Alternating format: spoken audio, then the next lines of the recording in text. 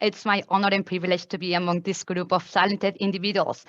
If I have something to say, is that my office has the privilege to equip all of the Extension wonderful people with the tools, abilities, and skills we all need to embrace the diversity of this wonderful state and this wonderful country. And let me say that diversity is good, not just for crop varieties, but for everything.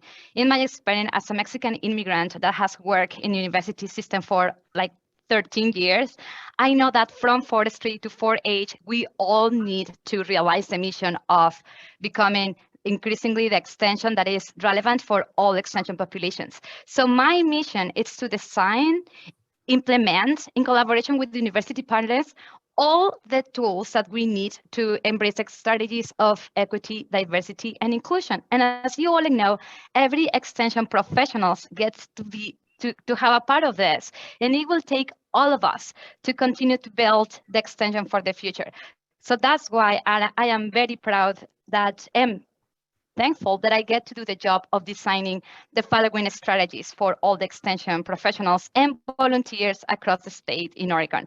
So I will present the most relevant strategies that my office has built in the last 4 years and that I feel most proud of. The first one is, as you know, USDA NIFA, we have the ongoing civil rights review reports, but we don't stop there. We use a civil rights platform to continuously expand access and to measure where we are and where we want to be. Through the data collection, we continuously make plans for improvement in our extension programs. One of the first strategies that my office designed was the diversity champions, that it's more than 150 individuals from faculty and staff across the state that is learning continuously how can we have better conversations around race, culture, privilege, ability, and other aspects of the difference. Here in your screen, you can see our program, and you can see how the diversity of champions means monthly for a long year to have conversations and to grow together about this topic and to grow in skill, ability, and energy. We need energy for this work. One of the other projects that I feel most proud of is the first ever inclusive excellence volunteer for volunteers. Training for volunteers. This training will get to impact thousands of volunteers in Oregon, and all our extension programs will have their volunteers trained in equity and inclusion. And we also believe that the work of equity starts with growing our own. That's why having a sense of belonging for our own employees is a priority, and we do it through the welcoming package and other initiatives. I am positive you all know that equity and inclusion is one of the main things that extension cares for. That's why we strive to work aloud. And this is to put in our web page and communications everything that we are working on and to make sure that we work together with extension professionals in our strategies.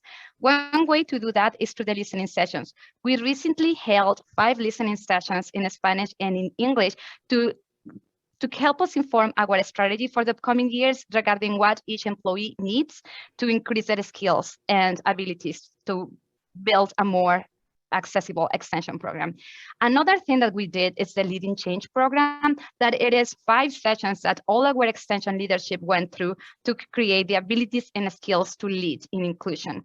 And another strategy is that we make sure to measure our impact, working together with Salesforce and with digital measures to make sure that every faculty and staff can report their advancement and can also get credit for that.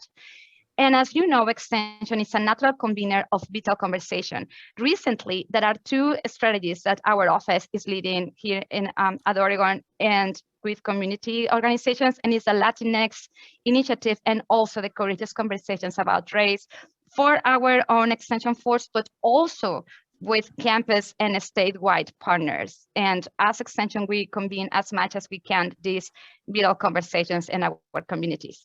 One thing that I feel very proud of is that Extension in Oregon has been the platform to partner with the Bureau of Labor and Industry to have the first ever cultural competency training that is called the High Five, the 5 tenets for effective cross-cultural team communication. This program is a path for diverse construction workforce because it will get to impact, it is impacting already thousands of graduates from the apprenticeship programs that are under the purview of the Bureau of Labor and Industry. And another thing that I want to always remember is that this is all looking towards the future. There are things that we won't get to see in this generation, and I may not get to see, but we are planting the seeds towards the extension that we are meant to be, continuing to be changing lives for good and continuing to be an improvement force for this wonderful community and country. Thank you so much, and I am so honored to share this screen with you.